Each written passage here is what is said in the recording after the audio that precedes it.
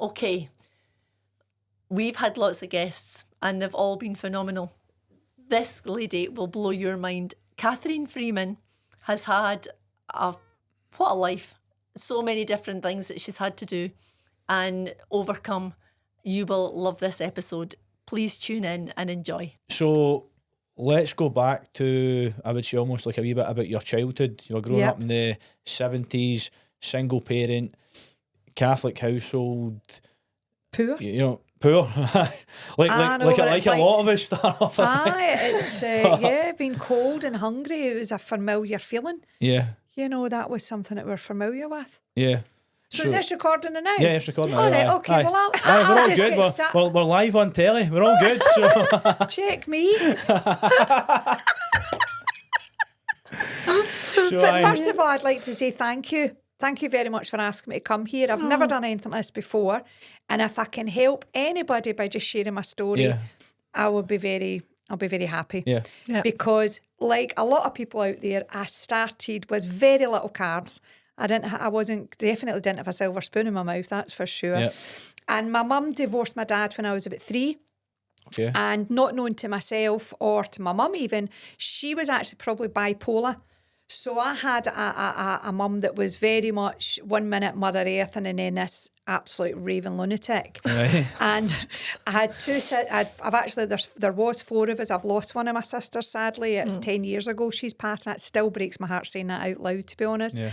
But we were brought up in Paisley, so we're Paisley buddies, and we stayed in a place called Moorfoot, which the community side of it was great, because you didn't know what you didn't know, and everybody was in a very similar situation. So I am very familiar, very familiar with being cold and being hungry. Mm-hmm. My mum had to work herself. You didn't have all this help that people can get nowadays. But we were very blessed because my mum had a great family. So my nana was a massive part of our upbringing, and my aunties all helped out. And it was very much a family. Might have been poor, but we were very, very supported that way. Yeah. However, the struggles that I had, that I think a lot of people relate to this on the call, or the podcast, is the fact that you're put in a box and you don't know you're in this box. Yeah. So, and sometimes you go through experiences that you don't really, they're too traumatizing to actually acknowledge, so you put them in a little box. Yeah. And it's not to maybe years later you actually open that box up. So for myself, my mum, single parent, she eventually met a really cracking man, which was my stepdad, Bob. And I loved this man. He came into my life about 12. And one of the real reasons I loved him a lot because he was able to calm her down. Right. So we didn't have these crazy moments that we used to have. Right.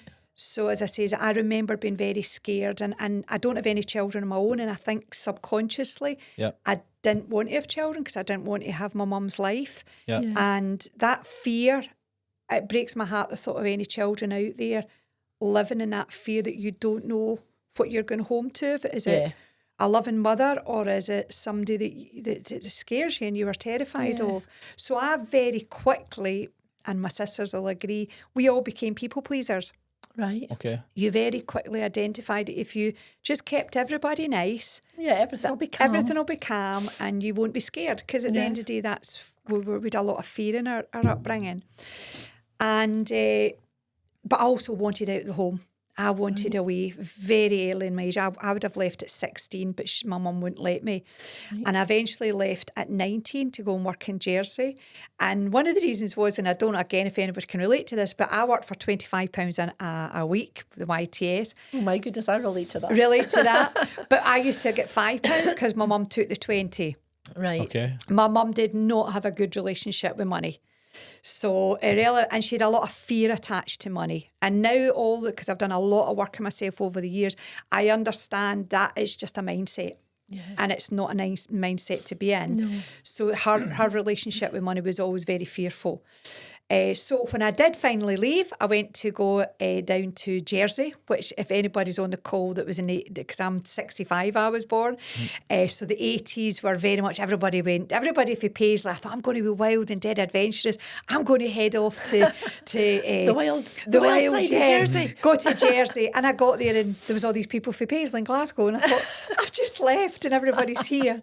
And I loved that excitement. I can still remember that excitement of... And the fear, because it was a fear of the unknown. Because my mum put the fear of death into me because she didn't want me to go. I was laughing with my partner and his mum, who's 93, and I was saying, my mum told me I was going to be a prostitute. And I'm like, why a prostitute? And I'm like, why am I going to be a prostitute? Because I was a good Catholic girl. And I'm like, why a prostitute?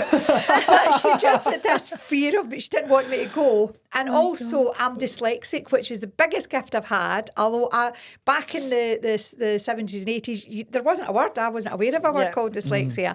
I just knew I couldn't read and write properly. So God love my mum. There was no phones. We didn't have phones. Certainly not any FaceTimes and everything. Yeah. So she used to get this letter about every 3 months.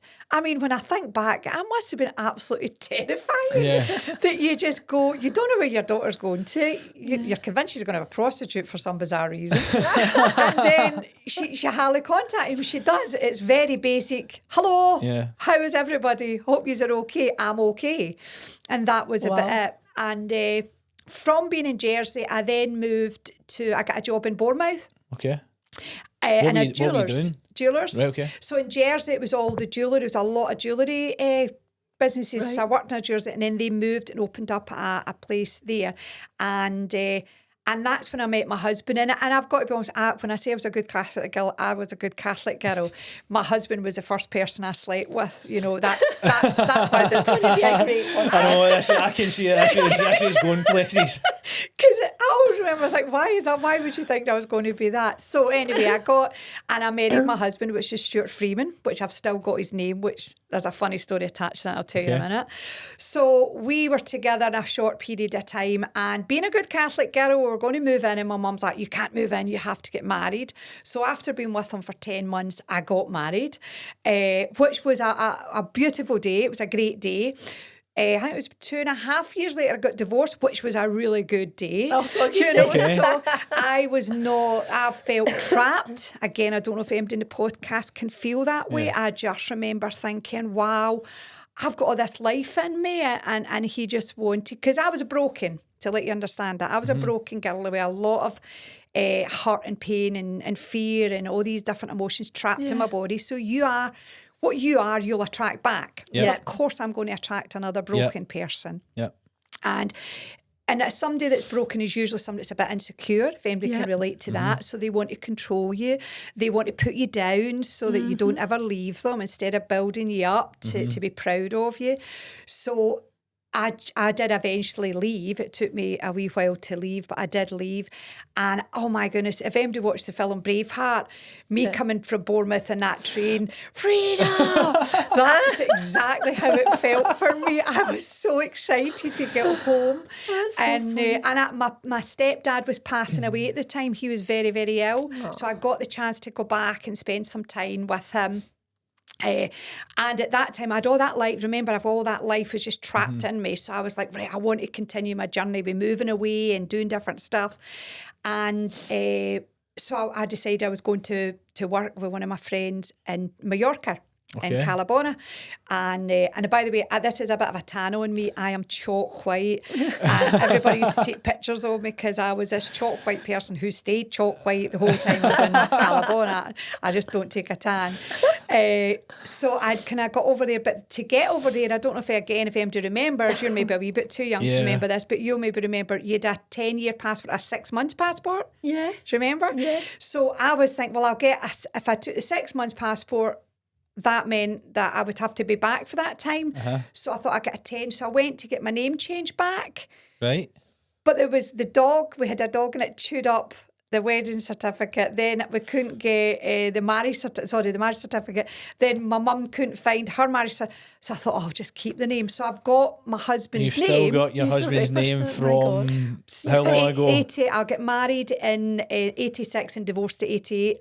And I've still got his name, which is quite cool. Yeah. Because it was, and people go, why did you keep his name? And I thought, do you know, it was just too much hassle changing it's it. just a name. And it's a pretty name. I think it's quite a nice it's name. quite a cool name. I like it. And it's not a bad name. Yeah. So I've got that. So that was me. So then I went to Mallorca, and that was that was just amazing memories I've made there. What did you do out there? I worked in a bar. Okay. So I was working, we used to start at 8 o'clock at night and then right to 4 in the morning. Okay. And then we used to go out at 4 in the morning. And we used to meet up with all the other people that worked in the bars and that. And we'd be there till about 6. And then you'd get up again, clean the bar. And it was honestly amazing memories. My younger sister came over to work with me as well. And we just had so much fun. And I go back to Calabona every year. And I've still got some friends that are there. So all these years later, it's still very warm in my heart. Yeah. It's a beautiful place. It's a good place. Lots of great memories. And at that point, I'd be up and backwards and forwards to coming home and then going away again because I did a couple of years. And then my mum took not well. But me and my mum had quite a... I don't know the right word to say. We kind of struggled with one another because I would stand up to my mum more so than I ever thought I was capable of doing because I was terrified of my mum, to be honest. And she kind of controlled all of us girls. And when I look back with a lot of love now and a lot of forgiveness, because I've had to do a lot of work to forgive my mum, I understand it was the only thing she had control over. Yeah. She had no control over anything. If I could go back with all this knowledge that I've got now, I know I could have helped my mum, but obviously at that time I didn't know. There would have been a fear in your mum as well, if she was a single parent, though, that she was solely responsible for her daughters.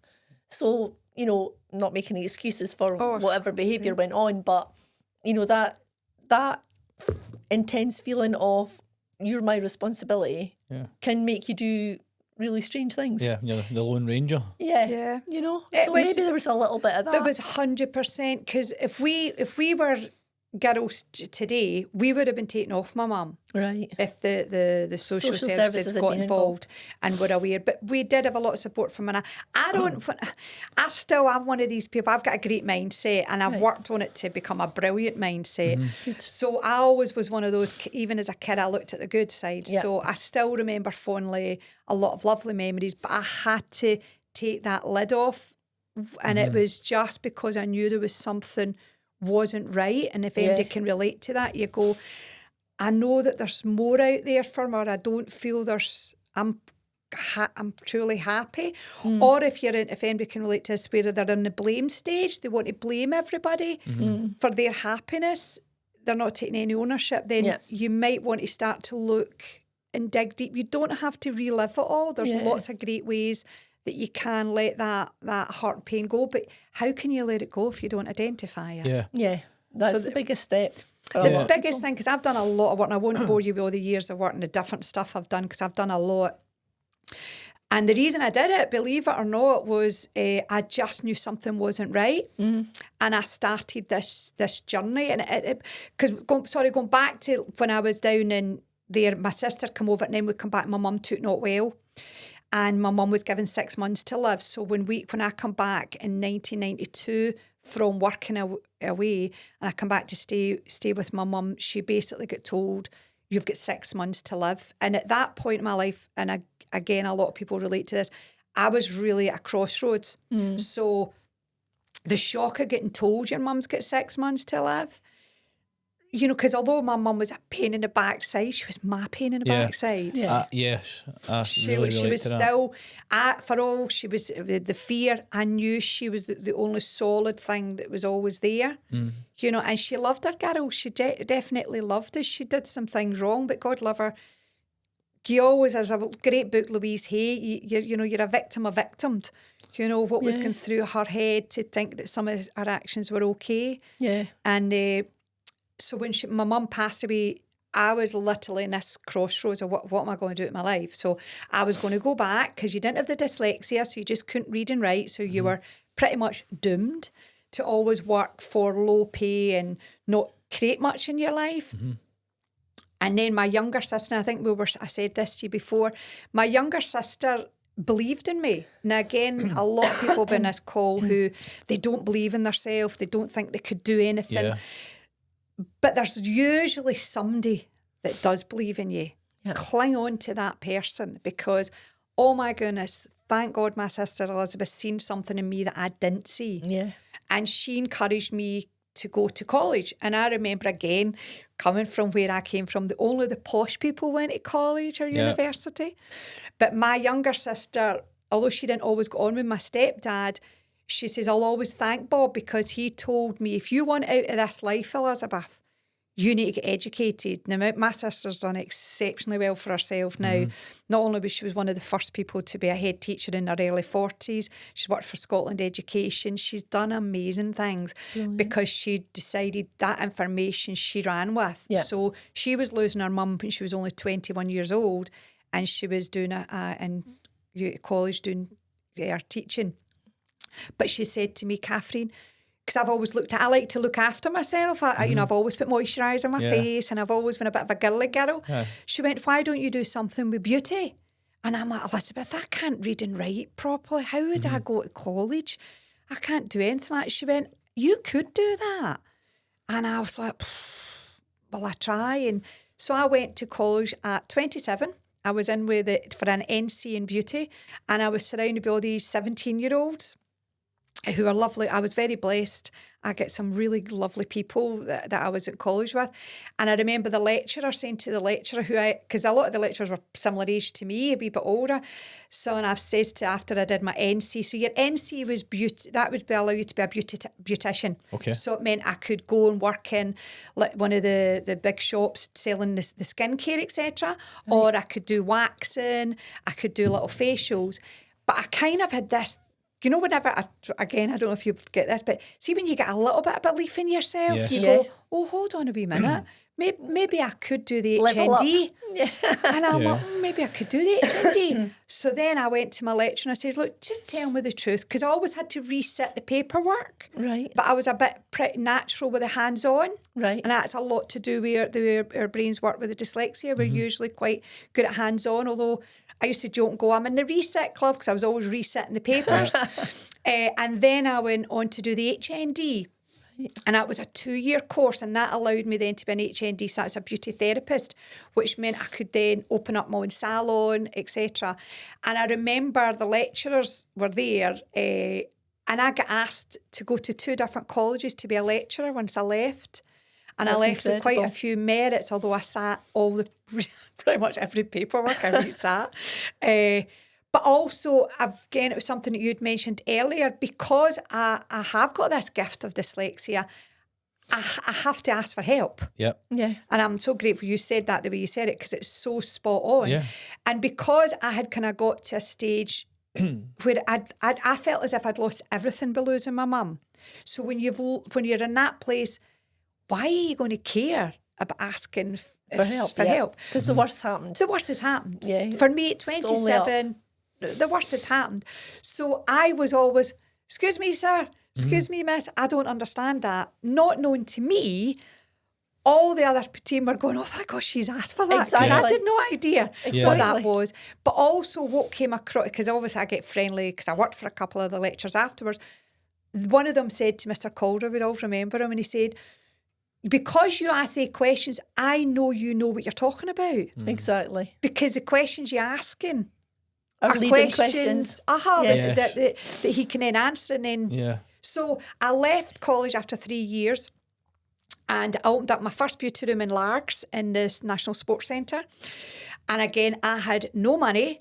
I had no parents. I had no husband. I had no partner. My sisters were great, but they had young kids, so I would never ask. I've never been one for asking for anybody for financial help. Right. So I do remember going from Paisley, because I'd got my wee flat, it was my mum's flat, and I took over it. Being in the train, getting to there, walking from the train station all the way up to National Sports Centre, wouldn't think anything of that. Usually in my wee heel, because I always like to look smart, because my business. There was nobody in there, so I would stand downstairs every time there was a a class on, I'd be standing out giving out my flyers. I'd be going, I even remember going, can I go to a baby in the group to show them how to massage their babies? Anything to get me in front of people. The funny thing is, I remember one person said, the baby kept crying. She says, well, if it's so good, what you're saying so good, you know, with reflexology, will you do prove yourself? Stop the baby? And I'm thinking, oh, please stop the baby. I'm under pressure now. But I did just work on their wee foot where it's just their digestive system is. And if you work round that and the clockwise, if there's any wee blocks, because a lot of times they were just crying because they'd maybe had a wee bit of air. And it did stop crying. So, but I'm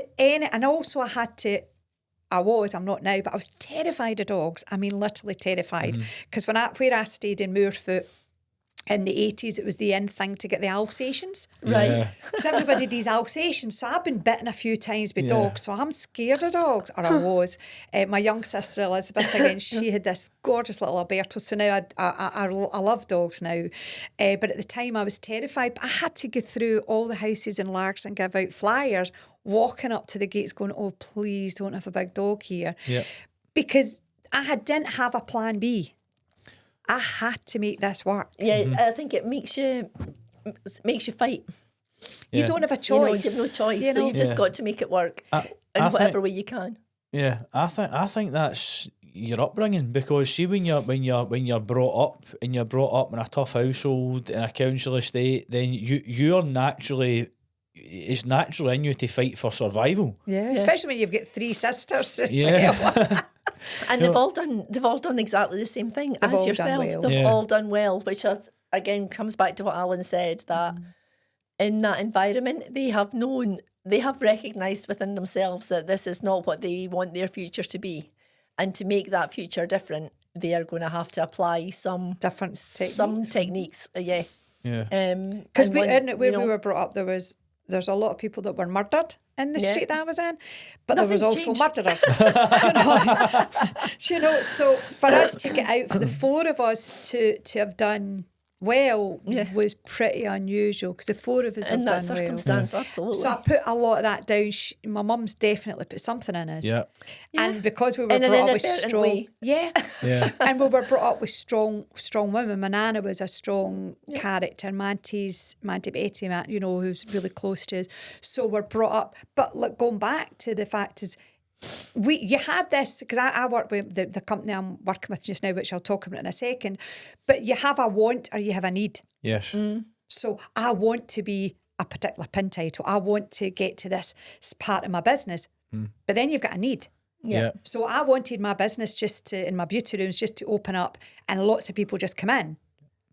But me just sitting there hoping for that's going to happen was never going to happen. I had to take the action, and the action was to be vulnerable and go out there and promote my business. Now, I'm very much a belly-to-belly person, so that works for me. And I ended up having 3 beauty rooms at one point with 9 staff. I had 2 different lecturers ask me to come and lecture in their colleges, which I always think was a gift from my mum, because that money from the lecturing was definitely kept me going while I was building up my beauty rooms. I then got to, because although I love money, because money's a beautiful energy, because you can make some great memories with it. And if you get money and you're a good person, you'll do good things with it. I've also unfortunately seen what it can do to people in a negative. Even one of my ex-partners, how that money changed that person. And in the business that I've seen, because I'm working with a lot of people that can earn a lot of money, but most of the people, it's a great energy. You can do wonderful, beautiful things with. So I then got I wasn't driven. I wasn't getting the same. I don't like being a boss. I'm not a good boss. Some people are a great boss. Some people aren't.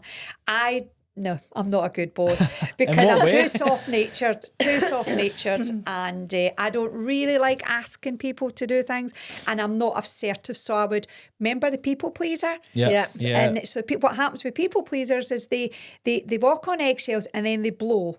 So nobody hears. When you're angry, nobody hears your message. So you don't deliver well. Instead of when you're calm and you can assert yourself, I couldn't do that. I can now, but I couldn't do that then. So it wasn't for me. So eventually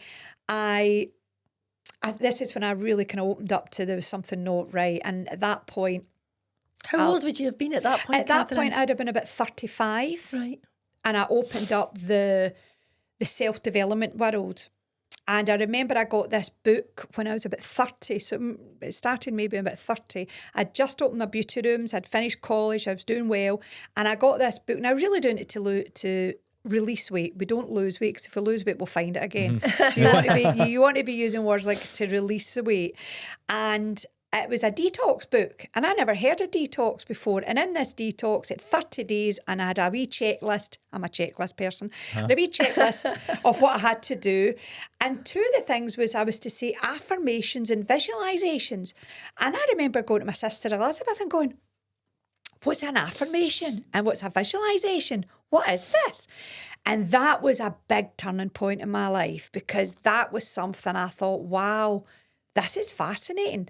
So I used to say my affirmations every day, which I still do, and then my visualizations of what I want to visualize. So I started to train my body and my mind on what I wanted instead of focusing on what I didn't want, which was what I was brought up with doing. Yep. So my mum was brought up on the fear of we don't have any money. So that was her. You keep telling yourself the same thing, that's what's going to happen. Exactly. So I then started that with then, and then in round about 35, I was a really lovely man at the time, Kenny, but I just thought, there's something not right. There's something not right here. And I think because when you open the door of positive and you open the door of being honest with yourself. Yes. Because can I say, and I'll hopefully say this a few times, out of everything that you hear me saying today, the most important thing is to actually look in the mirror and go, how do I feel? And don't say what you should be feeling. Just be honest with how do you really feel. And it's okay to feel angry. It's okay to feel jealous. It's okay to feel frustrated. It's okay to feel, because that's what we have. But the minute you identify what you feel, you get the ownership. You can change it. Yeah. But if you don't admit this is how you feel, how can you change it? Yep. Yeah. So I would be lying to myself a lot of the times. I'd be like, I need to be positive because I've got this affirmation book and this visual, and I have to say there. So I can't. So then I remember one time moaning about a certain person that was having a negative impact in my life. And my sister went, Catherine, you're moaning about that person. And I went, yeah, but I'm thoroughly enjoying it. It feels great because I'm letting all these things out about what that person did, and that's great. Will I keep repeating it? No. Right. But I've owned the fact that I enjoyed moaning about that person because she was getting her comeuppance, Right. which happens with most people. You know, the universe has got a great way. Yeah, you do good things come to you. You do bad things come to you. And we've all been, let's be honest, brutally honest with ourselves, we've all been on both sides of that camp. Yeah. And forgive, because you need to forgive yourself as well. So that was something I identified you really need to do. And this journey I've been on probably, because that's me, I'm going to hit 60, believe it or not, this year. And so for the last good wee while, I've opened the door and I've had to shut it sometimes because it was just too much. And I can honestly say, which I'm really proud of, this year I've finally forgiven my mum. So I did a lot of work because I remember a spiritualist said to me, probably when I was about 32 or something like that, oh, your mum's saying she's sorry. And I'm going, why would my mum be sorry? My mum did a great job, you know, because she did. I had bottled so much pain and hurt and fear. Right. I'd blocked it all away. And it's taken me quite a few years stopping and starting to finally let go. And there's lots of techniques that, to me, people don't need to have the journey that I had. People can do my journey in a fraction of the time. And if anybody wants to reach out to me, I've got a few connections that I would pass on that they've got. There's a theatre healing one, which I'd recommend, this beautiful woman, Kat, but there's also Claire that does the somatic and energy, and they can quickly allow you to release this pain rather than the journey that I had. Right. But I had to do this journey to realise there's a much shorter ways to do it. Right. Yeah. And the end journey for where I am just now is very much, I do my affirmations every day, so I know exactly where I see myself in a year's time, and I see those visualizations all the time. Wow. I have dream boards about my house constantly. I'm probably known in my network as the wee happy person, because my partner Robert was always saying the most positive person. When things don't go the way that I plan them, now you can say the universe, you say to God, to me, you need to pick whatever religion. I'm not here to convince anybody what to believe in, but there's something higher than us there, and whoever you want to speak to. Right. Then when something doesn't go the way you want it to go, thank them and say, thank you. I don't understand what the gift you're giving me just now, but I know something good's going to come out of it. Mm-hmm. Right. And that's happened to me, oh my God, so many times. Right. Things have not went the way I've wanted it to go. And then it ends up, I look back and I go, wow, if that didn't happen, I wouldn't be here where I am today. The wonderful thing is that the one message I kind of give a lot, because I'll tell you where I am just now to let you understand. I'm hoping, and I think I do make a difference with a few people's life, is I took over a teeth whitening company. Okay. And that was how did that come about? Because you've done a lot here. I've done a lot. So how did these ventures come about? Like, where did you get involved with teeth whitening? So I had my beauty rooms, and I loved my beauty rooms, but I was very much getting to the stage that I'm not enjoying this the same. And although I say money's beautiful and I love money, it's not my God, it's not my driver. It's, I have to have that buzz, I have to have that and feel as if I'm doing something. So I was actually met a gentleman that was doing spray tanning, and we were going to set up a spray tanning business. This was way before Fake Bake came out and everything like that. And he then had these connections with somebody at a teeth whitening company. Okay. A little lady called Lynn, and Leslie and Lynn ran this teeth whitening company. So I'd get introduced to them through this gentleman with the tanning, but me and the gentleman, our alignment was not, we didn't have the same, so we partied, which was fine. But I then got friendly with the girls for the teeth white. So I had just split up with my partner because I knew there was something missing. Lovely guy, just didn't. When you don't have any children, you for me anyway, if somebody's got to add value to my life, and I've got to add value to their life. Yep. So when I'm in a relationship, it's not because I need them, it's because I want them. Yeah. And myself and Kenny, although he's a lovely man, I'm still friendly with him. It just had got as far. I was changing. I was going on to this other Catherine. Yeah. And so we parted. And at that time, I felt my business wasn't fulfilling me anymore. So when I stumbled onto the teeth whitening, I loved it, because all of a sudden, from 13 years being in a beauty room and loving it, by the way, I loved my adventure with that. But all of a sudden, I'm out travelling. And I'm taking this teeth whitening machine all over the UK, all over Ireland. I'd never hired a car before. Yeah. All of a sudden I'm hiring cars, I'm on planes. I mean, I missed a few. Yeah. I mean, I was having the best time. We did all these big beauty Enjoying shows. life. Oh, we had a lot of laughing. So what happened was I then had, so the beauty rooms, I kind of just felt it was all coming to an end. And I stumbled onto the teeth whitening girls, but it was fun. So all of a sudden I was travelling, and Ireland, I love Ireland, and I got to see a whack of Ireland because I was hiring cars, all these things I'd never done before. And I was 40 at the time, 39, 40, and it was like a whole new adventure for me. And I was loving it. New lease of life, wasn't it? New lease of life. But because it was all new, I was on commission only. Mm-hmm. And I was very good at what I was doing. And I used to, because I'd left, I'm one of these people as well, there's a partner I'm noticing, when I leave my partner, I leave them everything. So I'd left Stuart Freeman, the whole, I was like, I don't want it. And we just sold the house.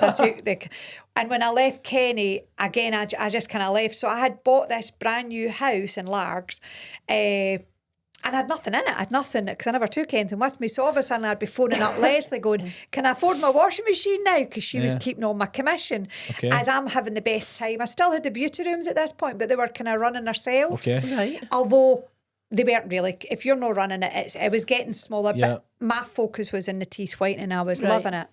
And then all of a sudden, that Lynn's like, Catherine, would you like to come and work with us? And I thought, I've not been employed for years. I'm going to get holiday pay, sick pay, this is a whole new thing. But also at the time, my younger sister, Elizabeth, because she's 7 years younger than us, she had been trying for a baby and she'd lost 2 babies. And she thought, I can't do this to myself again. So when she fell pregnant for the 3rd time, I said to her, look, when your baby comes, I know we don't have any parents. Colin's mum wasn't very well and he'd lost his dad. I'll take 1 day off a week to watch your baby. Okay? She ended up having twins. And so your hands were full. Oh my goodness. I used to, because I'm not a morning person, I used to spring out of bed to go and watch these, because they were still in Paisley for the first year or two, to watch these wee babies that I've got magical. They're 17 now and I've got a beautiful relationship with them. I just adore them. And it was just lovely, to be there for my sister, but in a selfish way for me to have this amazing relationship with these gorgeous girls. So that at that point, it was a lot happening. But I was in a really happy place. So I'd stumbled on to the teeth whitening I was doing. So then all of a sudden, Lynn was leaving. So it was me and Leslie took over the teeth whitening. So that was our business. Yeah. And so there goes the holiday pays and all the different stuff. Back to where you were before. But that was good. And then when I wasn't looking for a network marketing company, because when I was down in Bournemouth, I got introduced to network marketing. Yeah. Now, the wonderful thing for anybody that doesn't know about network marketing, it's basically a business model that cuts out the middleman. So you are the business and you pass whatever product it is you're promoting. And it's a fantastic business model when done correctly. That's what I was going to say. Yeah. I think when done correctly. That's the big important key. Part. I always say to people, the wonderful thing about network marketing, anybody can join. The downside about network marketing, anybody can join.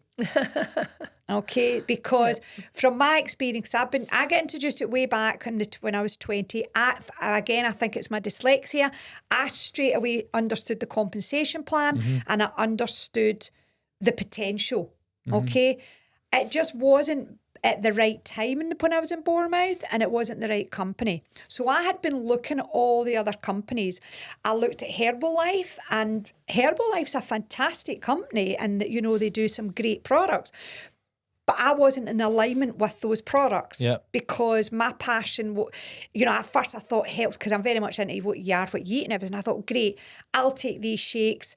I can then recommend them because I'm not a good salesperson. Right. I love something, I get passionate about it, but I can't sell you something unless I truly... Yeah. Or I can't recommend it because I never sell it.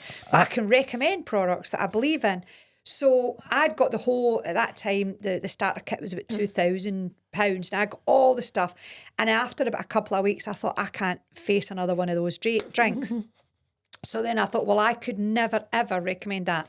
So that was put to bed. I'll never badmouth Herbalife. I think they're a great company.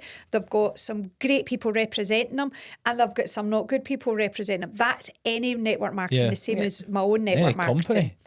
It's just, as I said before, your success with these network marketing companies got a lot to do with who's supporting you. Yeah. So when I wasn't looking for one, back in 2008 was a wonderful year for me because I met my partner that I've ended up leaving, but that's another story. There's a wee partner here, isn't there? Well, I was going to ask you, if you don't mind, going back to what you said, husband, partner, have the partners that you've been with then, do you think, had the same mindset as you? Because if the person that you fall in love with has to fall in love with two people, the person you are just now and the person you're about to become, and I think more importantly the second one. So do you think the partners had that same drive, vision, expectations, or were they maybe remaining a bit stagnant while you were projecting? Or I think there's that, but there was also Catherine didn't love Catherine. Right, okay. Right. So what am I going to attract? Because the partner that I've got today is somebody that I could have probably met back in 1980. He's a Glasgow boy. But his values, his everything that he believes in is exactly the same as mine. But Robert's never known anything but love. So the minute he opened it, which I didn't have that experience, I had to grow into loving Catherine. Whereas Robert, he was brought up in oh God, I forget the name. He'll black. How did you forget? Red Road. Oh, yeah. So he was brought up in such a loving family. Like the minute he opened his eyes, he was just smothered with love. And so then he attracted a lovely lady, Katrina, who again was just love. Unfortunately, she got killed. She walked across the road and got knocked down, which was devastating for the whole family, as you can imagine. But for Robert, he only knew love. And the relationship he's got with his girls is, oh my gosh, from not having a dad, I absolutely love watching the relationship, because I would have loved a dad like Robert. So it took me for Catherine to do all the work, and Catherine to find somebody that loves me for me, but also Robert will all he does is elevate me. Whereas, especially the last one and the first one, they were always putting me down. They were always highlighting what wasn't good about me, or these, because obviously they didn't love themselves. Limiting beliefs on you. Yeah, it's there's a couple of things I can say, but I better not. But there's that put down, which you don't, when you're not really that elevated with yourself, you don't realise that somebody's putting you down as much. So it's not till you look back and go, oh wow, he really did consciously do his best to knock my confidence. Because going back, because I don't think he'll ever watch anything like this, because I wouldn't want to badmouth him, because I have forgiven him. Of course, and he was in his own journey, do you know what I mean? So I'm in a very privileged position. I don't carry any hate. No, I don't. I generally don't. If anything, it's the biggest destructor. Oh, it's not worth it. Kenny, the second one, God love him, he just preferred alcohol. So he was in his journey, but I definitely, you're spot on, I was going this way, and Kenny was still in the past, and so that splitted in a nice way. And then when I did teeth whitening company, I was learning all these exciting things, and I was doing a bit of work on myself, but at the time I was just loving life and just having fun. And also I was earning good money to start getting some solid stuff put in place. So I'd got my wee house in Largs and And then I stumbled onto New Skin. And I stumbled onto New Skin in 2008 when I had just met the partner, the third one. And I'm like, but let's tell about all the diamonds, But at that point, he was a very, very, very nice man. A very nice man, and he was very good to me. And my sister Elizabeth had just fallen pregnant with the twins, so that was a big bit. And then I'd stumbled onto New Skin, and I wasn't looking for a business. I really wasn't looking for another business, because I had the teeth whitening, I had one of the beauty rooms, and I wanted to be there for my sister. But whenever I went down to London, we do the big beauty shows, and I was promoting the teeth whitening, and a gentleman asked if he could do a half-face demonstration. He wanted to promote this company. He says, I'm looking for business people. I just sat down for a cup of tea or a coffee, do you know what I mean? And I was like, because you talk all the time at these events. I'm obviously in my element because I love talking. I used to laugh I used to get into so much trouble talking for school. Now I make a good living from it. Exactly. And I was at the show, and he says, look, I'm looking for business people to bring this company into the UK. And I was like, look, I'm not looking for a business, but I do know somebody that is. So if that product's good, then I'll recommend this person. So he come up and it's a galvanic, and he did half my face. Now I know about the beauty, so I'm asking him all these questions. And he's like, I don't know. And I'm thinking, I might not have the prettiest face, but it's the only face I've got. And I'm thinking, what is he doing to my face? But see, when I looked at it, in the time I was 42, so my skin was in good condition, because that's my job. But wow, it literally just lifted my face. Wow. Okay. It lifted my face. And this is one of the wee devices I've got that one of the ones to show people. So bear in mind, I'm a male here. Right. What does that device do? Basically, what that does is it puts in a product that deeply cleanses the skin. It's because it was the galvanic that actually was my first one. The galvanic's been around for years.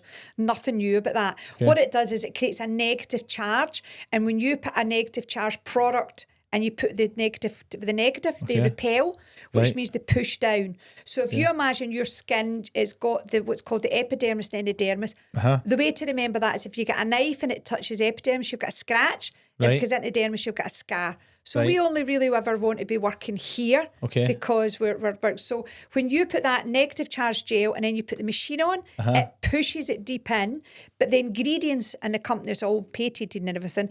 It will blend to the impurities, and you do that for like 2 minutes, Right. maybe 3. Then you remove it, you put the positive charge gel on top, and then you put the positive machine to setting. And again, the positive will repel, but it'll also bring out all the negative Right, okay. impurities. So you're getting that deep cleanse, which I always say to everybody, if nothing else, you have to invest in a good clean. If you don't clean your skin, no matter what you put on top of it, it's just going to lie on top of dead skin. It's going to lie on top of, dirt and grime. So the most I'm important sitting here thing, thinking, oh no, now she's going to be judging my skin. I don't judge anybody. I look for potential new customers. That's a much nicer way of putting it. Absolutely. But you want your skin clean before you can put any goodness on it. So when I'll use soap and water. Yeah. I've been very bad. not for long. We'll get you back on it. And but the big thing is, straight away I seen a difference. My face looked as if I had a stroke. Right. This side had went right up. Really? So the guy that was with me, David, who's a cracking guy, we were driving back up from London, and he's like, Catherine, I can't stop looking at your face. He says, because One's like this. one was really plump because it's going to plump, so it's cleaning. Plus, it's plump because my skin was already well hydrated. I took a fantastic result. Right. So my skin was. I took a wow result, and that was a 5-minute demo. Okay. So my business head straight away thought, I cannot let this go. I'm now interested. I am I'm now very interested. interested. So from there, I then says to my business partner, Leslie, we need to get involved. But I didn't realise at the time that it was a network marketing company. Because Okay. don't forget, I understood the network marketing way back in Yeah. the 80s. So I'm thinking, we need to get involved with this. But at the time in New Skin, the New Skin spelled N-U-S-K-I-N. It's not N-E-W. Check me with my spelling. But there was nothing like that, available. There was nobody doing it. There was a lovely girl, Susie Malls. She was over in Fife, and there was maybe about 10 of us in the whole of the UK. And this gentleman that signed me up, Dominic, I was asking for information, and he just didn't. The two of us did not click at all because he was no support. Going back to that. Your success is down to how much support you get with your business. Well, I had no support. So you end up feeling frustrated, let down, because he was giving me information that wasn't relevant to what I was asking for. The only thing you really had was the product. All he had was this. He gave me, which I'm always grateful for, he gave me the opportunity to sign up. Yeah. So what happens is with network marketing companies, you've got a line of people that are interested in your success. So a lot of people think, it's a pyramid. Life is a pyramid. Yeah. Tesco's a pyramid. Everything's a pyramid. Exactly. Every business model is, regardless of where you are. Yeah. With network marketing, believe it or not, it's not. I've actually recruited somebody that has done 5 times more than me in the same length of time. Okay. You want to recruit somebody that's actually faster than you, Yep. that's more driven than you, that's more ambitious than you, because the more you support them, the more success you'll have. It's the only business model that I've worked with. The more I help people, the more success I have. So when I had my beauty rooms and I used to lecture, pick the best people to come and work with me, thinking this is great, I picked the best people. What are the best people going to do? They're going to go and be my competitors. Yes.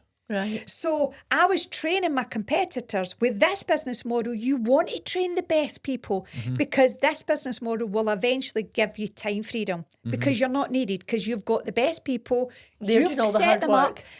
up. What we're all doing is it's not even, to be honest with you, I don't even feel it's hard work. See, if you're in the right team, it's fun. Yes. It's a buzz. But they're kind of doing the heavy lifting part of it. If you know what I mean. But it's like, if you imagine, there's my 6 people, so I did the heavy lifting to get them. Then I help. Then they help, but they've all helped me. They're pulling me up. Right. They're helping me big up. So then I'm like help my people. Right. So it should never feel heavy. Right. Because I would never use a word like heavy. I would say you're in the trenches. You're in the fun bit. Right. You're in the creative bit. Okay. You're in the bit where there's no cap. Right. There's no cap what you want to do.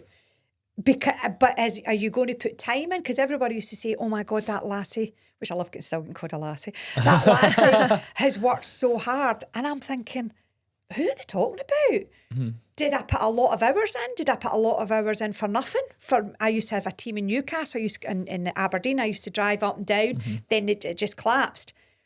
But did I focus on, I put all that work in there, now they're not doing anything? No, I focused on, I built great friendships, because I'm still friends with other people, even although they're not doing it anymore. Right. Yeah. Because for me, I was always focusing on the stuff that I could control. Yeah. I can't control what people are going to do. I can only control what I'm going to do. Right. And I'm going to match your energy. So if you tell me you want to do this, I'm going to be there for you. And I'm going to work with you. When you stop, I have to respect that and stop with you. Yeah. But I'm not going to badmouth you and tell you you're a terrible person, because you're on your own journey. I just need to go and focus, keep my mind really good, so that I can then attract the people that are in the same wavelength. Like I've finally attracted Robert, that's in that same values, everything's the same. Yeah. Yeah. Whereas before I was attracting, not as at the time with the third one, Keith, God love him. Nobody's counting. I know, but that was a relationship where, because I took a lot. My sister Evelyn passed away. That was 2008 was a wonderful year. 2014 not so good, because my sister Evelyn took not well and she was given 2 weeks to live, and that was, and I know the grief is such a terrible thing. And that was horrendous. But at the same time, my business was exploding because of one of the ladies I was working with, and we had a lot of fun. But at that time as well, I was round about 49, 48. And at that time, I was going through some changes in my body with the menopause. Didn't really understand what was happening. But at that time as well, my partner was going through a real big change in his life, which wasn't a nice change that he was going through. So we were certainly not there for one another.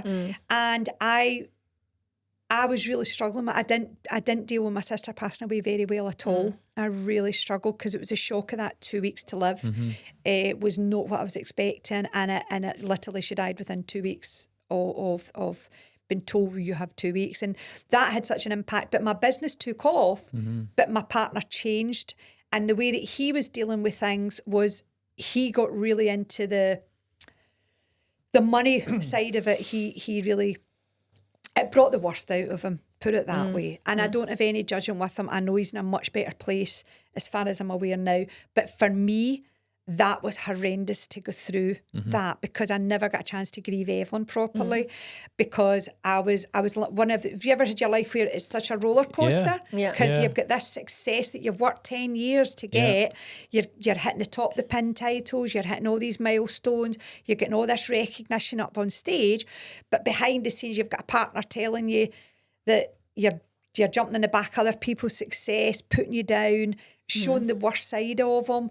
And then you get your sister that's passed away. So it was like that. What should I feel? Should I feel? Yeah. And it was then that I had to, I got the strength to leave him, which I really did need the strength to leave him.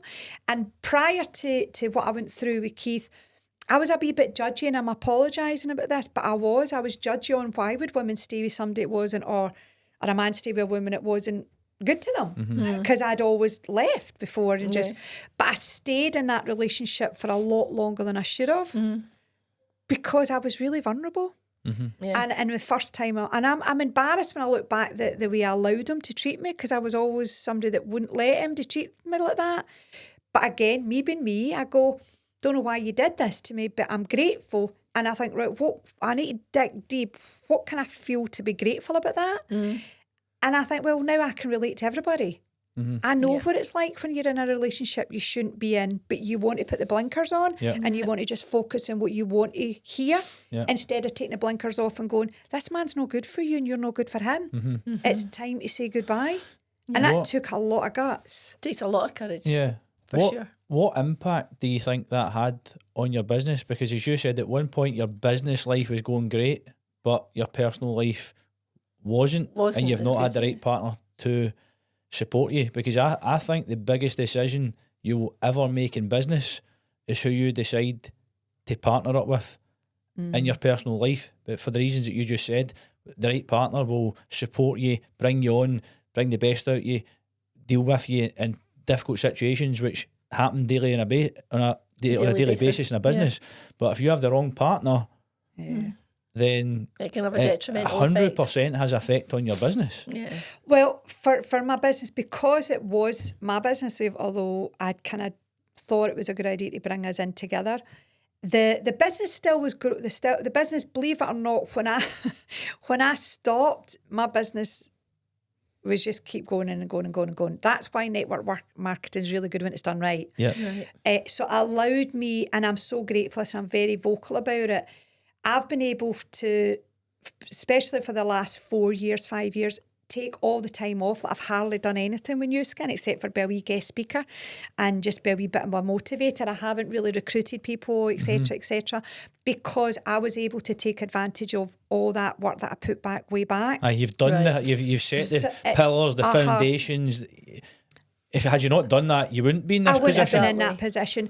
But I can't say, and I don't know what, and this is a wee bit of something sad I'm going to say here, but I don't feel, because of the childhood I had, because of the life that I've had, that a partner has a massive impact, negative or positive, on my business, because for some reason I can shut them. You can switch over. Okay. I can switch over. I have seen me many a time whenever I've been in tears, literally break my heart, and then putting the lipstick on, doing a quick galvanic, and you would never know that there was anything wrong. I think that describes quite a lot of more people than you know. I know. In the world. Yeah. Mums that are going through a hard time with raising family and don't want to admit that they're struggling. Partners that are, you know, struggling. Negative for them. Negative are not good for them. Men and women. You Yes, know, not 100%. Not differentiating between them. But that describes more people than you're actually aware of. You're right, and I think the world we're in just now, you've hit the nail on the head there, right, about staying with the wrong person. I think there's a lot of people out there, more than a lot of people think, that are in the wrong relationship, because I don't think that separation is not a bad thing. It's not a bad thing. It's a good thing, you know. It can be, I guess, yes. You know. It depends how you're looking at it. Of course, you know, it's the fear. I think it's the fear that makes people stay, and the fear of the unknown. Yeah, the fear of being judged stay. as well a bit. Like, you know, if you've had a few failed relationships, but you like need to go failure. through. I look like somebody that feels a bit bad about it. Not at all. Not at all. You know, because I had to learn very, very hard, very earlier on. I'm all in control of me. Yeah. So did I want to walk the streets and hand out flyers?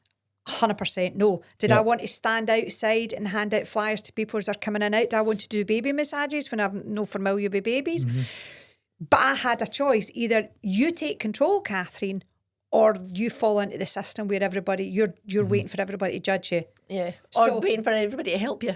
Or waiting for that, somebody to bail you out. Whatever. Yeah. So I have a lot of people in New Skin that are, I don't want to put up a post because what will people think? And I'm like, while you're working out what they're thinking about you, they're actually thinking, I wonder what that other person's thinking about me.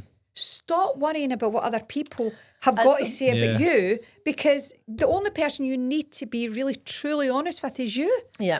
It's only you that needs to look in the mirror. Yeah. And if you can go back to the relation side of it, the most important person you need to love or have your back is you. Yep. Absolutely. Because then it's like, I feel as if with Robert, I have got such a beautiful relationship with Robert, and I have had, we've been now coming up for 6 years, and it's been the easiest, the most supportive, enjoyable relationship I've ever been in.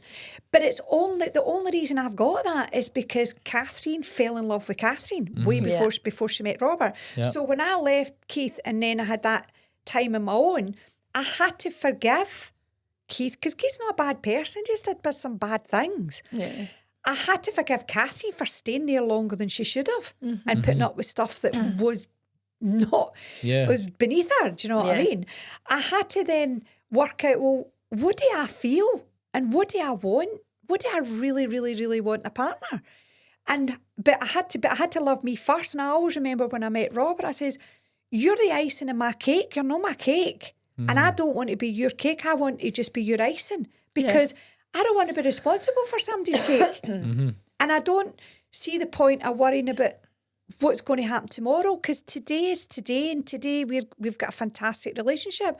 So I know, because I was in the beauty industry and I worked in all the bars, and I've also got a face that people with this feel the need to tell me all their problems. So I know all these people would come to me and they would be It's because worried. you're a belly-to-belly person. I'm a belly-to-belly person. I like meeting people to belly. But I do think, please do some work on yourselves for everybody that's listening.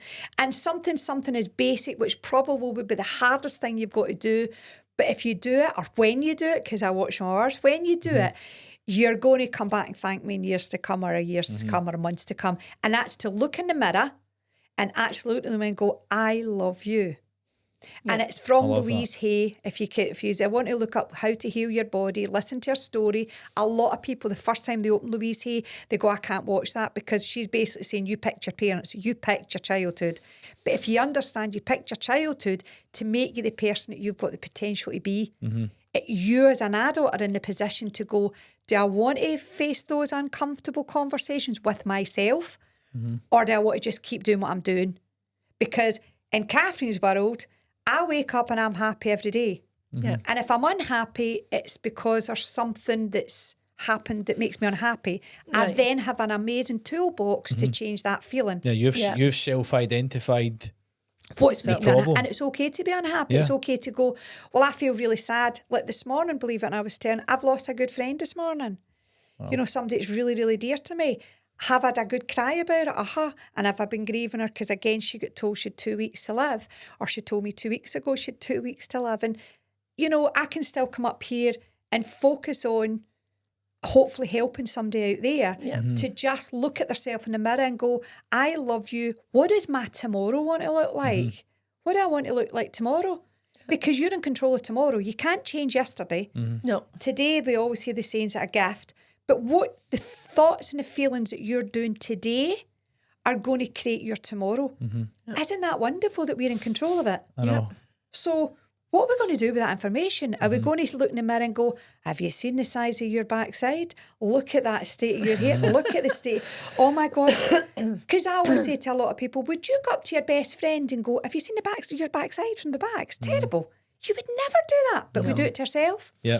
And it's like, Anna, don't get me wrong, I can be guilty of that. I'm consciously, I can look in the mirror and go, and I go, Catherine, come on, you look gorgeous.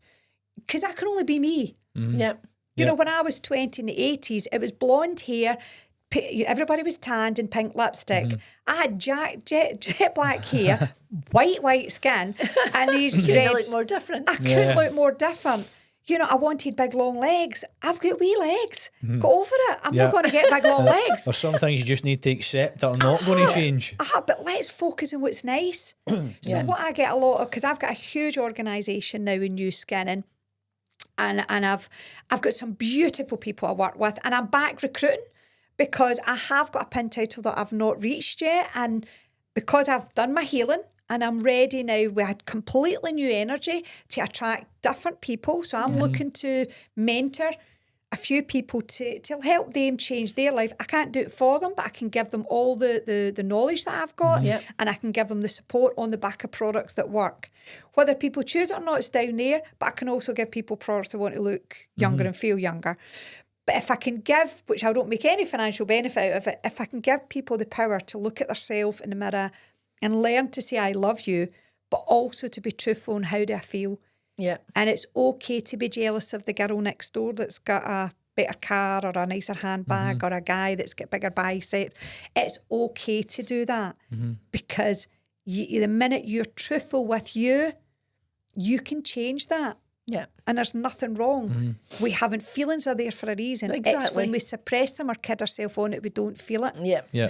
I've got one friend, very quickly, I've got one friend who I love her dearly, and she doesn't like to voice how she feels, so she just suppresses it. She puts lids on it. But then when she has the truth drink, that good old alcohol, it all comes out.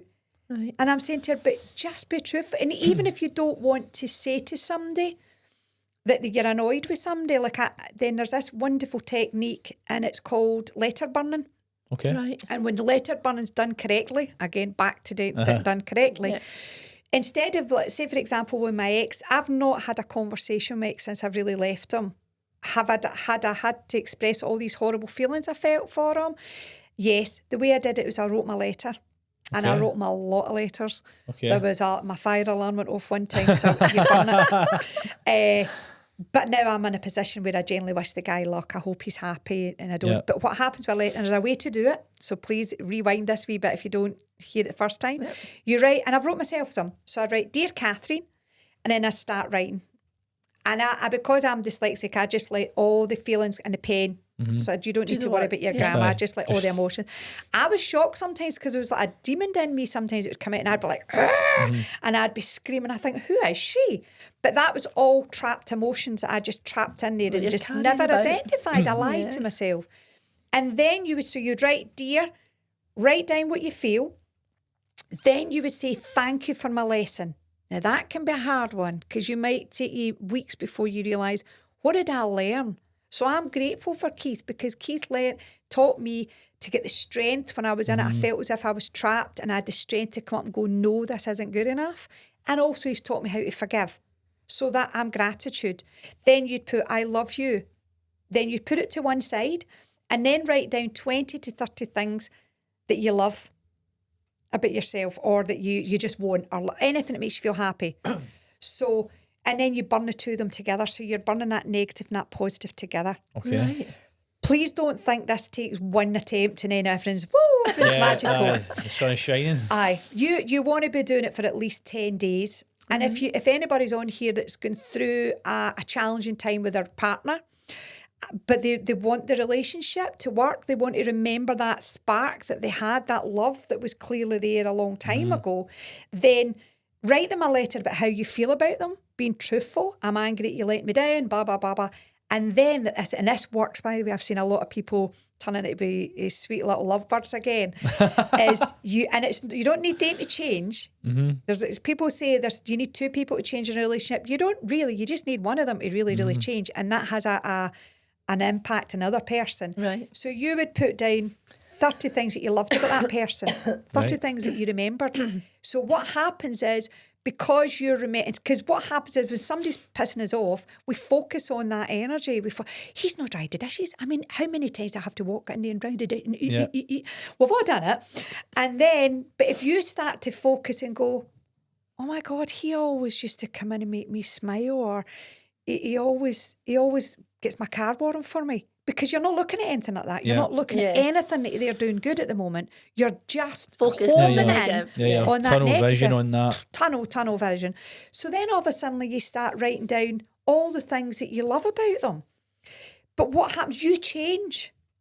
And because you change, your vibration changes. Right. And when your vibration changes, it starts to attract The same vibration that you're in alignment with. Right. So all of a sudden, your partner comes in, and another thing, which is something that I do, and I do feel a wee bit sorry for my other partners because they've never seen the Catherine that Robert sees. Yeah. Right. Like I tell Robert all the time how amazing he is and how lucky and how grateful I am to have him in my life. I never said that to any of my other partners. I used to highlight, "Oh, you're this, you're that." So they never seen that side of me.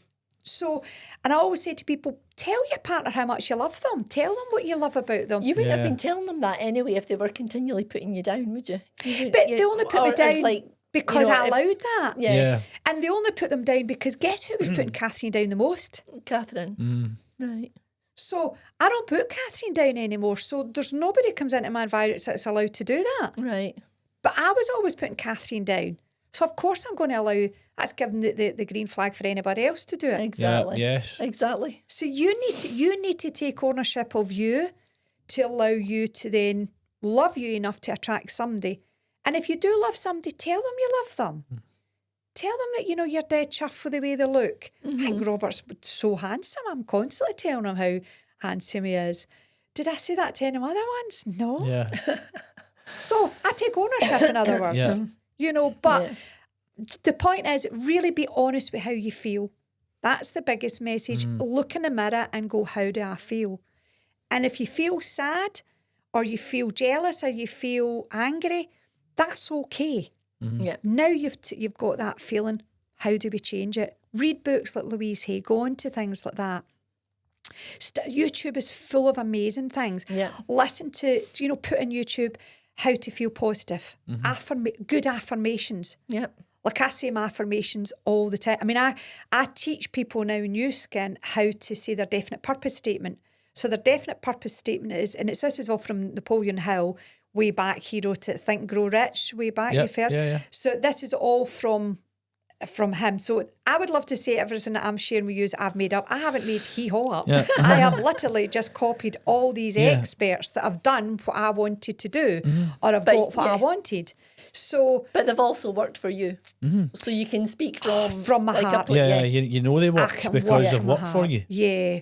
And the letter burns for me, that was the biggest, and the affirmations, but also understanding where do you want to see yourself in 1 year from now?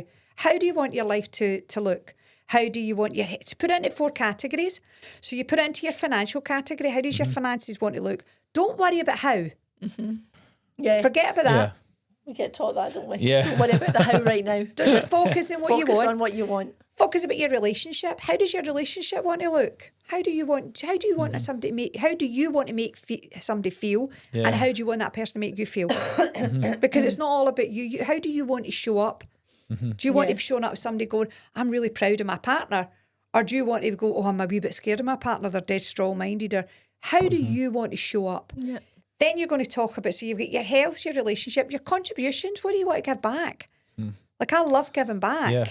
And I've got my purpose statement is where I was brought up in St. Peter's in Glenburn.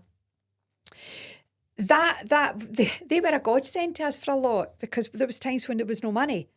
So I don't give as much anywhere nearly the way I'm going to be giving, but I give every month to the St. Vincent de Paul's for the year. And I'm only sharing that for other people to think about. Normally I don't ever mention it like that, but it's to show that people. And also with New Skin, we have a lot of Nourish the Children. So what do you want to give back? I've got one of my friends that wants to give back for dogs. She wants to have a huge place to help dogs. Other people want to give back for children.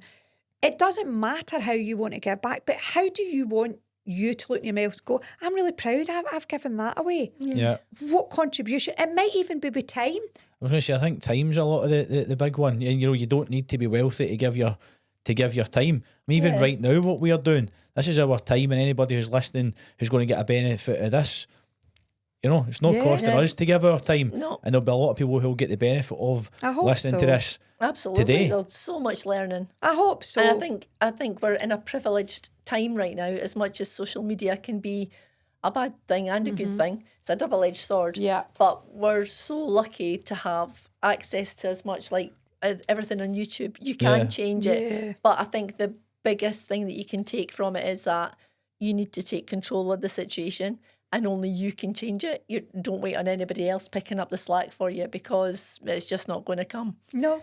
You want it to change, you have to start making those steps yourself. And the hardest and the most important thing is to decide, well, how do I want my life to look? Yeah. You need That's to the have a hardest. goal. If you don't have a goal, it's like we do a lot of this in the New Skin, and one of the biggest things is like, so what's your goal? Where do you want to be? Oh, I want to be happy. I was like, okay, so you just jumped in a taxi and you've said to the guy, take me to happiness. He could take you to a strip club. A bottle of whiskey. That could be your biggest thought of a nightmare. Yeah, exactly. What is your version of happiness? What is your version of happiness? That's his version. It's not yours. So, and this is where a lot of people Make the mistake. It's not even a mistake. They just don't know where to look. Don't know where to look, Yeah. And that's where this is where I go, well, let's get back to being 10. Let's be back to being 10. You've got you've got a blank piece of paper and a beautiful pen. What do you want to put in it? What do you want your life to look like Yeah. in a year's time? Yeah, let's Where do you start want it writing in the 5 story. years' time?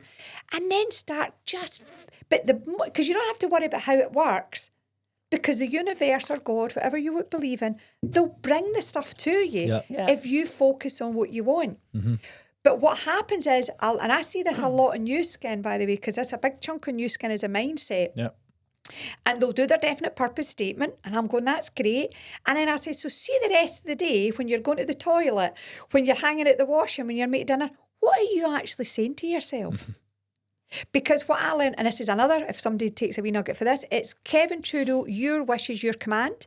So you can go onto YouTube as well, and it's like 13 hours. This was done years ago. And from what I took from Kevin was, you're in control. You have to start listening to what you're thinking of. So Right. there's a statement that he says, and it's this clicked with me big time. When you're a baby, for example, right, or a toddler, you don't know what you don't know. So you don't know you're unconsciously incompetent. So you don't know that you can't tie your shoelaces. Yeah. Okay. Then you become consciously incompetent. So you consciously go, oh, I need my mum and dad to tie my shoelaces for me. Then you become consciously competent when you're really focused and you're tying that, and you can do it because you're consciously aware of it. We all tie our shoelaces without looking because we're unconsciously incompetent. Yep. When it comes to this mindset stuff, I was very much unconsciously incompetent. I didn't know what I didn't know. Yeah. Yeah. Then I became aware of, oh my God, am I in charge of tomorrow? Is this really what's I doing? And now I'm falling into the unconsciously competent, but I'm not there yet. I'm still aware. I'm still take action on what I want my tomorrow to look like. Okay. But what is magical is I have got an absolute box this size of all the things that I have put in my dream board, that I have manifested, that I've achieved. Not just with my business, personal things as well. And I just visualised what it is that I want. And then I kept thinking about how good that feels. But the secret that I'm noticing, because I know loads of people have got dream boards, they've got their definite purpose statement, but the rest of the day, they ain't saying nice things to themselves. Yep. Right. So what Kevin taught me was, and I was a wee bit shocked at myself because I was thinking, well, I miss positivity. Yeah. I'll Yeah. be dead positive here. Yeah. And then I started listening to what I was thinking about. And I've got to be honest, I was shocked when I actually took ownership of my thoughts. And I'm thinking, wow, no wonder I've not reached the pin title I want. Because there was 2 people in my life that were, their actions were having a bit of a negative impact on my circle. So guess what I did? I focused on that.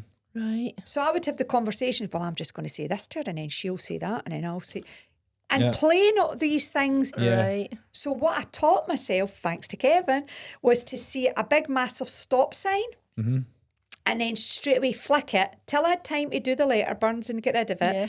But while I was in my thoughts and I'm driving or I'm going somewhere, and I'd listen to what I was thinking, I'm going, oh my God, I'm back putting all that negative stuff in my head again.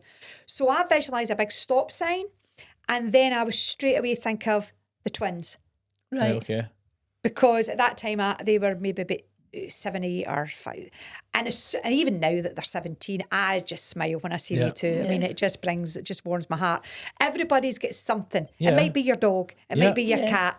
It doesn't matter. But a vision, because remember, you've got the vision in your head, straight away flick, what am I thinking about? And then take ownership of that thought and flick it. Just flick it. And that's what I've got do. I've got the egg timer. You know, the old-fashioned egg timer. Yeah, yeah, Yes. yeah. I have that in my head. So if I'm thinking something negative or I'm being angry about something, I just visualise it in my head and turn it around the other way and let the sand run the other way. That's what I do. Yeah, I think it's, you know, we'll all have our different wee versions of what it is, but I think the most important thing is you go back to Is to switch it. almost back to what you've kind of said this whole conversation is taking control of your own life. Yep. And another important word that I've picked up on, which has been mentioned more and more and more throughout this conversation, is fun. Yeah. Yeah. I've started on this new journey Yeah. in the property business, and I do think it's fun. It's scary, but it's scary fun. Scary Yeah. fun. You know, but you've got to be enjoying it. If it's becoming a chore and a trackle and Yeah. you're just like, oh my You're on the wrong God. path probably. It's just not, you're just not going to go anywhere with it. So if you're feeling like that, it's time to make a change. Yeah. But it absolutely has to be fun. And you can, We can create anything. magical things Yeah. by just having fun. And even although in the trenches might be uncomfortable, if you've got in your head, oh, but when I get out at the other end, what am I going to have? So you're Exactly. visualising, you've got your goals, you're clearing what you want. Yeah. That's going to help you drive so And- much more Yeah. than, I wish I would. That'd be nice. I That's wish not I was gonna able to do that. Yeah. I wish I could do that. Yeah. And again, because I know we spoke a wee bit before about the social media side of it. So, like, my business model is all about being in front of people, showing people the products and showing people the opportunity. Now, I am not a social media person at all. If you go on my Facebook page, Catherine Freeman, you see a wee smiley face up there, and everything when you flick through it, most of it will say, that's me back, that's us back, because I totally use it for my memories. Yeah. I've got no interest in going on social media. I've got no desire for it. And I keep hearing people telling me, you need to be on social media if you've got a business. You have to be social media.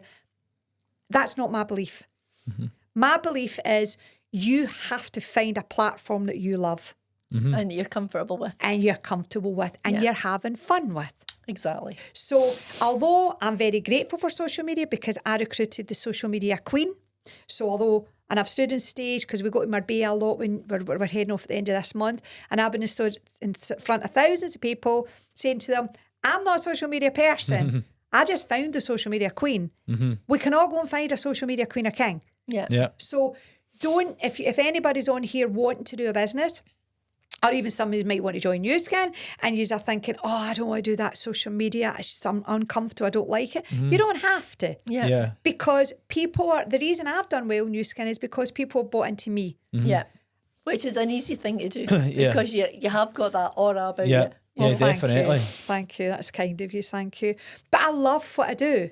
I only spoke to you for 5 minutes and invited you on a podcast. I was like, oh my God, I love that woman's energy. She's so happy and cheery and smiley. I work at it. You know, I remember this a funny story. I remember when I took me and my sister Elizabeth with the twins, we went over to Disney. We go, the four of us go away every year. And I'm getting in the morning, I've got my headphones on and I'm listening to my meditation, my positivity stuff. And then Sarah was like, Auntie Catherine, why do you do that every day? I was like, you don't stay this happy, Sarah, if you're not working at it. You've got to stay, if you want to be happy, it's like everything. If you want to do something, you've got to work at it. Yeah. So for me, the work in it is thinking nice thoughts, putting good thoughts into my head. And going back to the business side of it, whatever you decide you want to do your business, find something that you feel excited about. If you don't believe in yourself at the moment, find somebody that does believe in you. It might be your daughter, it might be your best friend, it might be a work colleague. It's not always the person that's next to you. And that's okay. So don't worry about that. Then start having fun. For me, building the business is network marketing events. So I go to lots of different network events and get in front of people. And I'm finding that works for me. Same as when I debuted room, standing outside giving the flyers. Did I want to do it? No. But did I end up enjoying doing it? Yeah, because I got to speak to people. If you're somebody that doesn't want to speak to people and you don't want to be in front of people, then find a social media platform that you enjoy. But keep searching. The way I explain it to people, it's like a box of chocolates. You don't know which your favourite one is till you taste them all. So speak to people, get to events. Because of the COVID, which again, our YouScan business, I mean, it went crazy. So we did exceptionally well with the COVID. However, I'd never want another COVID. I wouldn't wish that for people again. But the one thing that happened is everybody went online. And I found a lot of people are becoming lonely. Because there's not that, people are not going to work the same. They're at home. They think it's great because they can do their washing at home. They can do that, but they're missing that. Even if it's the social interaction, you need it. That's what we are. So even if it's to moan to somebody, but as long as you go, I enjoyed that, but let's stop it now. I've kind of milked that a wee bit, but let it go. But get that. But you want that interaction, and I'm noticing more and more people want to be part of a community. And again, that because when we were at our height when YouScan, we used to have events every single week in Glasgow, and then it came to the stop. And I started with my wee team. There's a cracking bunch of them. We started it again about a year ago, and it's once a month. But I want to build that back to once a week because nothing beats having the laugh, even if they're not doing great and they're struggling. We all love being part of a team. Of course, and love being part of, and especially when YouScan, because the majority of the people, not all the people, but a lot of that is drumming inside is what you're thinking, what's your thoughts, what you're saying to yourself, what you're talking to yourself about, what conversations, and if they are talking about other people, I'd be saying, what does that feed you? How does that make you feel? If you're comparing yourself with somebody else, how does that make you feel? So whenever I've got some people go on social media and they're watching other people having all this success and they're not. And I was like, how do you feel? And they go, I'm dead happy for them. That's bullshit. Tell us how you feel. Tell us the truth. Tell us how you feel. And they go, well, I'm happy for them, but it's making me feel I can't do it, that I'm not good enough. Okay, so I'm going to give you a bit of advice. Stop looking at the bloody thing. Yeah. Stop it. Yeah. So that's the first protocol. And let's start thinking, you're, and I get people to do this quite often to me. They have to send me 10 things that they're really proud about themselves. Okay. So they every day for 10 days, 10 things, 10 days that you've got to send me that you are really proud of yourself that you did. It might be that you won the egg and spoon race when you were 5. Yeah. It doesn't matter. Yeah. For all the mums and the dads out there, to me that is an achievement that I take my hat off to. Yeah. You. That is, I mean, I really do take my hat off to everybody. So what are you saying to yourself? Because if you can stop looking at why put yourself in a situation that's going to make you feel rubbish? Yeah. Why not put yourself in a situation that's going to make you feel good? Because when you start, there's always somebody prettier. Yeah. There's always somebody Thinner. thinner. Yeah. There's always somebody, you know, that if you want to be fatter, there's somebody heavier than. There's always something, somebody better. There's always somebody funnier than you. There's more successful. So if you're constantly challenging yourself with other people, you're kind of in that horrible wheel. Yeah. Whereas I only challenge Catherine. Yeah. So it's only me I'm against. Do you know what I mean? And for a long time, this pin title that I've wanted, I would go to events and we call them the 3-weekers. It's people that go to events and they come back, they're all pumped up. They're like, whoa, I've got to do this, I've got to do it. 3 weeks later, they're like, Yeah. the cats needed me, I'm not going to do that because so they don't do the action that's needed to get where they want to go. And I said this to my uplines, I've actually been a 3-weeker for about 7 years. I kept coming back going, I'm definitely going to do that. Team Elite. Now I'm ready. So Right. the next time you see me, I will achieve that pin title. Brilliant. And it's through helping other people, and I've got some really great people that I've connected with because I'm only attracting the right people as well now. Yeah. So it's a different, I'm coming from a completely different energy than I had before. Right. But again, I hopefully this allows some people just to do some basic changes. Yeah. Brilliant. Well, I think the two, I can speak for you, Lynn, to say that I've certainly learned a lot from you. I love your energy. I Absolutely. love the positivity. You hit the Told right you you'd word. love The aura. So I would love to get you back when you do achieve that title. I And let's will. talk a wee You bit more. Phone us when you do. Yeah. I will for sure. Listen, For sure. thank you very much. I appreciate Thank you it. for asking me. I really appreciate it.